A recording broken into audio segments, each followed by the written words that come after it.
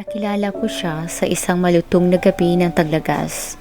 Ang uri na nag-iiwan ng pahiwatig ng pag-asa sa hangin. Ang mga dahon ay nahuhulog sa isang nakakaakit na sayaw at ang mga ilaw ng lungsod ay nagpinta ng isang romantikong backdrop laban sa madilim na kalangitan.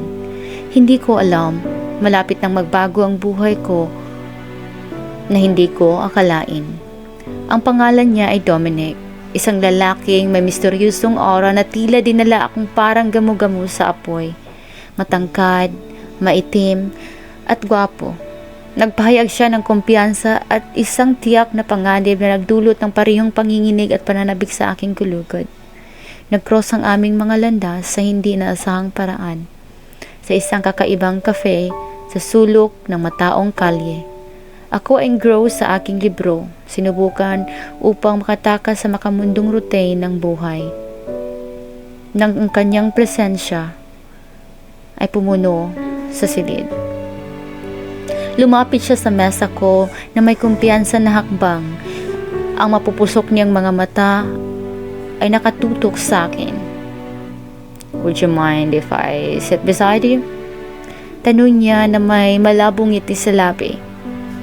Malalim at makinis ang boses niya, parang tinunaw na tsokolate. Natagpuan ko ang aking sarili na tumango, hindi makahanap ng mga salita upang tanggihan siya. Habang lumilipas sa mga oras, walang kahirap-hirap ang daloy ng aming pag-uusap. Sinabi niya sa akin ang tungkol sa kanyang paglalakbay, kanyang mga hilig at kanyang mga pangarap. Nagsasalita siya ng may malaliman at kahinaan na nagparamdam at nagtatanggal sa kanyang matigas na panlabas. Natuklasan ko ang tunay na lalaki sa kaloob-looban niya. Dahil dito, ibinahagi ko rin sa kanya ang sarili kong mga pag-asa at hikain, ang aking pagmamahal sa sining at ang mga simpleng kasiyahan sa buhay. Siya ay nakinig ng mabuti, nakabitin sa bawat salita. Pinadama sa akin na nakikita at naintindihan niya ako sa paraang hindi ko pa naranasan noon. Ang mga araw ay naging linggo at ang aming koneksyon ay lumalalim. Pinakilala niya ako sa isang mundong hindi ko nakilala noon, isang mundo ng kaguluhan, panganib at intriga. Pinakita niya sa akin ang mga nakatagong mga bagay-bagay. Dinala ako sa mga jazz club kung saan ang musika ay tila nag-aapoy sa mismong hangin at naglalakad kami sa mga lansangan ng lungsod na parang dalawang kaluluwang hindi nakatali ng mga hadlang ng lipunan. Pero sa bawat nakaw na halik at pabulong na pangako, hindi ko maalis sa isip ko ang ilalim ng panganib na bumabalot sa kanya, ang mga bulong ng kanyang pagkakasangkot sa kriminal na underworld at nagsimulang umabot sa aking mga tenga. Ang isang buhol ng takot at kawalan ng katyakan ay sumikip sa aking dibdib.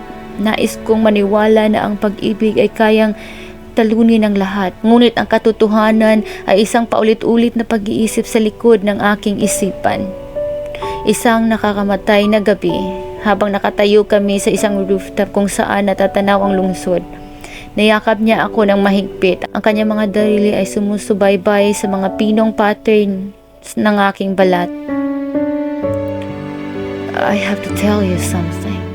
Aniya, may bahid ng panghihinayang ang boses. Hindi ako ang iniisip mo. Kumalabog ang puso ko sa aking dibdib nang ihayag niya ang kanyang tunay na pagkatao. Isang lalaking gusot sa isang web ng krimen at panganib. Ang bigat ng kanyang mga salita ay nakabitin ng mabigat sa hangin na nagbabantang guguho ang mundong binuo naming magkasama. Nangingilid ang mga luha ko habang nakatingin sa mga mata niya. Hinahanap ang lalaking minahal ko.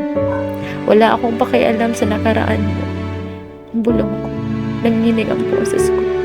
Ang mahalaga, lahat sa akin ay ang lalaking ikaw ngayon. Ang nagpakita sa akin ng pagmamahal na hindi ko akalaing posible. Sa pagkakataong iyon, mas sumigpit ang hawak niya sa akin.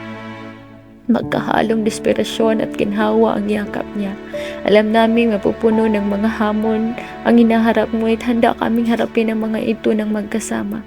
Paglipas ng panahon, ang aming kwento ng pag-iibigan ay nabuksan sa backdrop ng isang mundo na tila determinadong paghiwalayin kami. Naglakbay kami sa mga mapanlinlang na landas, umiiwas sa panganib at lumalaban sa mga pagsubok. Ang aming pag-ibig ay naging isang angkla, isang gabay na liwanag na umaakay sa amin sa pinakamadilim na panahon. Sa magitan ng pighati at tagumpay, kami ay kumapit sa isa't isa ng may matinding determinasyon.